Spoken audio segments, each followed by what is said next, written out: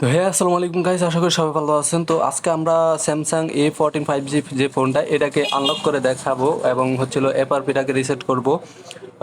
এই ফোনটাতে আসলে অনেক বেশি লক ট্রাই করার পরে এই সমস্যাটা হয়ে গেছে।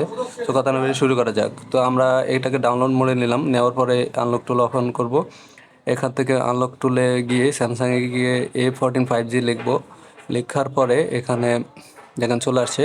সো আমরা এখানে ক্লিক করে যদি ওডিন মোডে যাই, এখান থেকে আমরা এটাকে সিলেক্ট করে দিব। সিলেক্ট করার পরে এটা কিন্তু অটোমেটিক্যালি হয়ে যাবে। সো এখানে আপনাকে আর কিছু করতে হবে না। এখানে জাস্ট কিছুক্ষণ আপনাকে অপেক্ষা করা লাগবে। ফোনটা দেখেন রিপোর্ট হবে এখন। রিপোর্ট প্রসেসিং স্টার্ট হয়ে গেছে। রিপোর্ট হলেই কিন্তু আপনার কাজ শেষ। দেখেন এফআরপি ইরেজ হয়ে গেছে, এটা কিন্তু মাত্র 19 সেকেন্ড লাগছে, ঠিক আছে। সো তো এখানে এফআরপি ইরেজ হওয়ার পরে আপনার ফোনটা অটোমেটিক্যালি রিবুট হবে। রিবুট হওয়ার পর আপনাকে জাস্ট এখানে কিছু করতে হবে না। এখানে জাস্ট আপনি সব কিছুকে সেট আপ করে নেবেন। সেট আপ করার পরে আপনার কাজ শেষ। এখানে কিন্তু কোনো জিমেল বা কোনো লক টক কিছুই চাইবে না। সো এখানে আপনার চিন্তা করার কোনো বিষয় নেই। সো আমরা এটাকে সেট আপ করবো।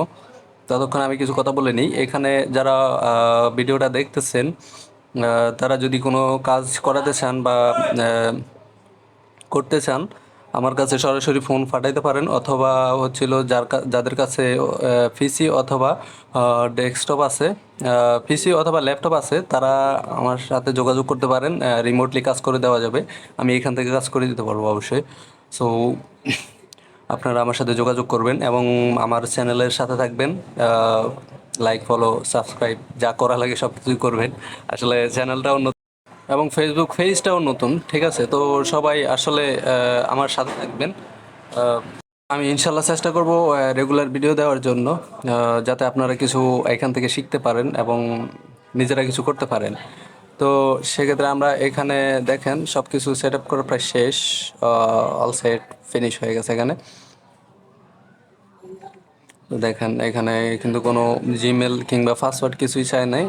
সো এখানে সব কিছু ক্লিন হয়ে গেছে, ফোনটা একদম ফুল ফ্রেশ। তো বন্ধুরা, আজকের জন্য এখানেই বিদায় নিচ্ছি। সবাইকে অসংখ্য ধন্যবাদ ভিডিওটা শেষ পর্যন্ত দেখার জন্য। আশা করি সবাই ভালো থাকবেন, সুস্থ থাকবেন। পরবর্তী ভিডিওতে ইনশাল্লাহ দেখা হবে। তো সে পর্যন্ত সবাই সুস্থ থাকবেন।